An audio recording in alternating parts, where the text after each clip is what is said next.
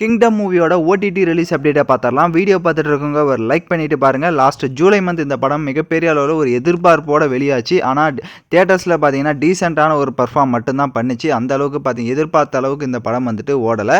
So Tamil டப்டோட பார்த்தீங்கன்னா இந்த படத்தை இப்போ ஓடிடிலையும் ரிலீஸ் பண்ண போகிறாங்க.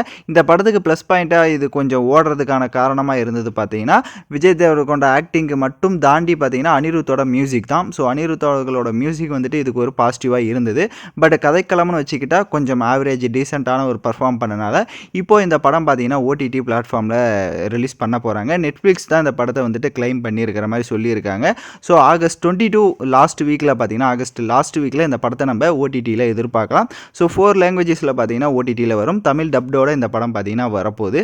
ஸோ தியேட்டரில் கண்டிப்பாக மிஸ் பண்ணவங்க எல்லாருமே நீங்கள் ஓடிடி பிளாட்ஃபார்மில் பார்க்கலாம். ஸோ தியேட்டரில் யாராவது பார்த்துருந்தீங்கன்னா எப்படி இருந்ததுன்னு கமெண்ட் பண்ணுங்கள். ஸோ எதிர்பார்ப்பு இருந்தது, பட் அன்லக்கியாக பார்த்தீங்கன்னா விஜய் தேவரகொண்டாவுக்கு இந்த படமும் கொஞ்சம் டீசெண்டான ஒரு ஆவரேஜ் பர்ஃபார்ம் பண்ணியிருக்கு. வெயிட் பண்ணுவோம் எப்படி இருக்க போகுது அப்படின்ட்டு. ஸோ நீங்கள் எந்த அளவுக்கு வெயிட் பண்ணுறீங்கன்னு மறக்காமல் கமெண்ட் பண்ணுங்கள்.